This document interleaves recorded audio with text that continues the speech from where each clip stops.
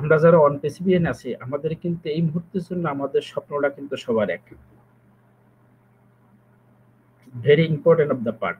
কারণ আমরা জানি অনপেসিভ আসলে কি জিনিস, অনপেসিভ আমাদেরকে কি দিচ্ছে, কি দেবে, কি ধরনের সম্ভাবনা একটা কোম্পানি, এখানে কি ধরনের স্বপ্ন পূরণ করা সম্ভব, এবং যে স্বপ্নটা আমরা পূরণ করতে যাচ্ছি যা আমাদের জীবনের সর্বশেষ স্বপ্ন বলতে পারি আমরা, যে আমাদের জন্ম থেকে মৃত্যু পর্যন্ত একজন মানুষের যা যা ধরনের স্বপ্ন থাকার কথা, এই স্বপ্নকে বাস্তবায়নের জন্য যে যে বিষয়গুলো থাকার দরকার, সর্বপ্রথম যে বিষয়টা থাকার দরকার সেটা হচ্ছে একটা মানুষের সুস্থতা, সম্মান, সম্পদ ইত্যাদি ইত্যাদি।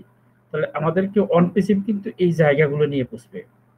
পরবর্তী দিকে গেছে অর্থ বা যেটাকে আমরা বলি, তো এই বিষয়গুলো কিন্তু আমাদের সমস্ত অনপেসিভিয়ান যারা আছে আমাদের এই স্বপ্নের জায়গাটা কিন্তু সবার এক।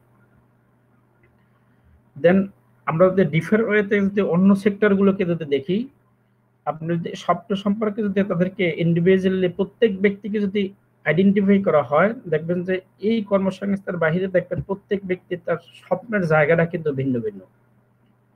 কেউ দেখা গেছে একটা ভালো একটা চাকরির আশা করতে পারে, কেউ দেখা গেছে হয়তো বড় ধরনের একটা জায়গাতে পৌঁছার জন্য, বড় ব্যবসা করার জন্য, অথবা দেখেন বিদেশ থাকার জন্য, অথবা দেশে একটা স্কলারশিপ নিয়ে বিদেশে যাওয়ার জন্য, অথবা গভর্নমেন্টের বড় ধরনের সুযোগ সুবিধা পালন করার জন্য, দেশের মন্ত্রিত্ব নেওয়ার জন্য ইত্যাদি ইত্যাদি হতে পারে। কিন্তু অনপেসিভের জায়গা থেকে কিন্তু আমরা এই জায়গা থেকে ভিন্ন একটা ওয়েতে আমরা স্বপ্ন দেখি, যে স্বপ্নটা বাস্তবায়নের জন্য সত্যিকার অর্থে আমাদের জীবনের একটা মানুষের প্রত্যাশিত যে জায়গাগুলো থাকে, এমন স্বপ্ন যা আমার বর্তমান প্রেক্ষাগৃহে এই মুহূর্তে আমরা যারা অনপেসিভিয়ান আছে আমাদের চিন্তা চেতনার বাইরেও কিছু স্বপ্ন আমাদের এখানে অ্যাড হইতেছে, যেগুলো আমরা এই মুহূর্তের জন্য হয়তো আমরা আমাদের পরিকল্পনার ভিতরে নাই।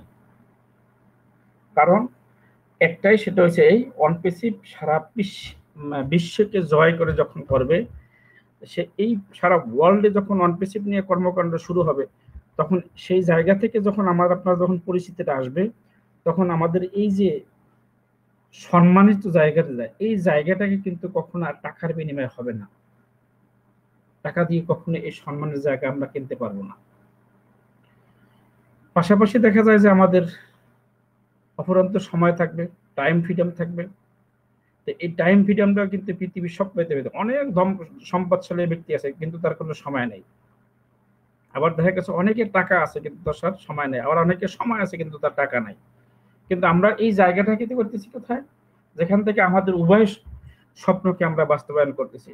এজন্য আমাদের এই স্বপ্নটা খুব কাছাকাছি, যেহেতু তাহলে আমার স্বপ্ন যাতে চুরি না হয়, এজন্য আমার এখন থেকে সজাগ থাকতে হবে। কারণ স্বপ্ন চুরি হয়ে যাবে। কারণ আমি আমার জায়গা থেকে যখন ব্যর্থতার শিখরে পৌঁছে যাব, তখন কিন্তু আমাদের যখন যদি সফল হতে চাও, তাহলে ব্যর্থতা থেকে আমরা দ্বিগুণ করে নেব। তাহলে আমরা দ্বিগুণ করে নিয়েছি আমাদের অনেক সম্পদ, সময়, এখান থেকে আমাদের নিজস্ব সম্পদ, পাশাপাশি আমাদেরকে এখানে অতিবাহিত করছি। আমাদের অনেকের দেখা যায় যে আমাদের অনেকের জব থেকে লেস হয়ে গেছি, বিজনেস থেকে লেস হয়ে আছি, বিদেশ থেকে দেশে চলে আসি, এবং দেখা গেছে আপনারা অনেক একে অপর কথা দ্বারা আমরা হোপলেস হয়ে বিভিন্ন সময় আমরা মানে এক কথায় মানে প্ররোচিত হইয়া দেখা গেছে আমার যে কর্মকাণ্ড গুলো ছিল এখান থেকে অবসর নিয়ে আমরা একদম আশার বাদ ভেঙে আমরা অপেক্ষায় ছিলাম। এই জায়গাগুলো থেকে কিন্তু আমরা আমাদের ইতিহাস, আমাদের যে বলে সেটা হচ্ছে যে আমরা যেন এখান থেকে সফলতা যখন আসবি তখন আমরা যেন সেই জায়গাগুলো থেকে এখন থেকে দৃঢ় প্রত্যাশা থাকি, যেন আমাদের সেই জায়গাগুলো যেন আমরা পূরণ করতে পারি। ইতিহাস পড়ে দেখা যায় যে সমস্ত সাফল্যের কাহিনীর সঙ্গে আছে ব্যর্থতার কাহিনী, কিন্তু সফলতা লাভের পর ব্যর্থতা মানুষের নজরে পড়ে না। এটা কিন্তু খুব গুরুত্বপূর্ণ একটা বিষয়। কিন্তু আমরা যখন এই যে এখন যে সফলতা ব্যর্থতার ভিতরে আমরা যেভাবে আসি না কেন, যখন আমাদেরকে এই সফলতা ধরা দেবে তখন কিন্তু আমাদের মানুষগুলো কিন্তু আমাদের কিন্তু এই যে কষ্ট, আমাদের সময় অতিবাহিত হওয়া অনেকগুলো বিষয়, পারিবারিক, শারীরিক, মানসিক, আর্থিক, যেটা বলি না কেন, এই যে ব্যর্থগুলো মানুষ কিন্তু এটা দেখবে না, বরং এই কথাগুলো আমার আপনার জন্য আগামী দিন ইতিহাস হবে। মানুষ এটা কি গল্পের জন্য শুনতে আসবে, সফলতার জন্য। আর দেখবেন যে এই তখন এই যে আমাদের যে মানুষের যে ছবিটা দেখবে, মানে দেখবেন তার সুন্দর ড্রেস আপ থাকবে, তার বাসন ভঙ্গি ভিন্ন থাকবে, সুন্দর তার পারিপার্শ্বিকতা থাকবে, তখন মানুষের এই ছবিটার পিছনে যে কি কাহিনীগুলো ছিল, যে কত বড় এখান থেকে তারকে ত্যাগ স্বীকার করতে হয়েছে, এটা কিন্তু মানুষ দেখবে না, তখন শুধুমাত্র সামনের দিকটাই দেখতে পারবে। ছবির যখন পিছনের দিক দেখা যায় না, তত আগামী দিনগুলো কিন্তু অনপেসিবিয়ান যারা আছে তাদের কিন্তু সামনের দিকই মানুষ দেখবে। তাহলে এই পিছনের যে দিকগুলো আছে এটাকে আগামী দিনগুলোকে আমার আপনারা তো বাণী হিসেবে দেখবে, ইতি হিসেবে দেখবে, এটা একদম আপনার গল্প আকারে দেখবে। মানুষের অনেক বিষয় কিন্তু আগামী দিনে উপস্থাপন হবে।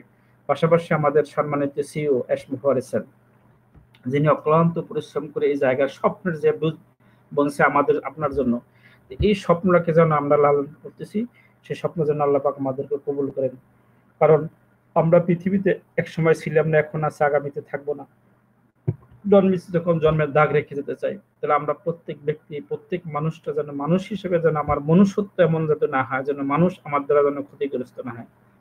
স্বপ্ন পূরণের মূল উদ্দেশ্য হয়েছে, যেমন আমি আমার কাঙ্ক্ষিত স্বপ্ন যখন বাস্তবায়ন করলো, যখন আমি নিজেকে সুখী মনে করছি, তদ্রূপ আমার পারিপার্শ্বিক ব্যক্তিগুলো যেন আমার এই স্বাচ্ছন্দ্য সুখীর হাসির যেন বেদনার কোনো কারণ না হয়। এটাকে আমার থেকে এখন থেকে আমাদেরকে পুরস্কৃত হইতে হবে, এটাকে এখন থেকে সজাগ হইতে হবে, বিবেককে জাগ্রত করতে হবে।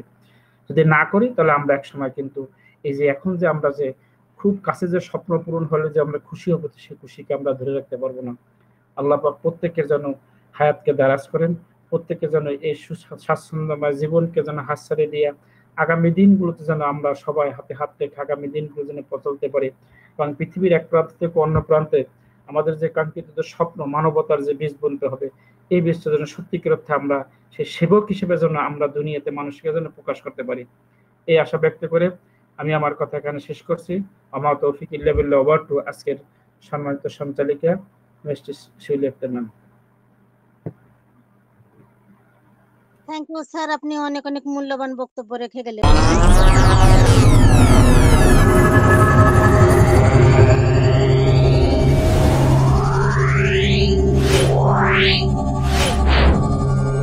Yeah.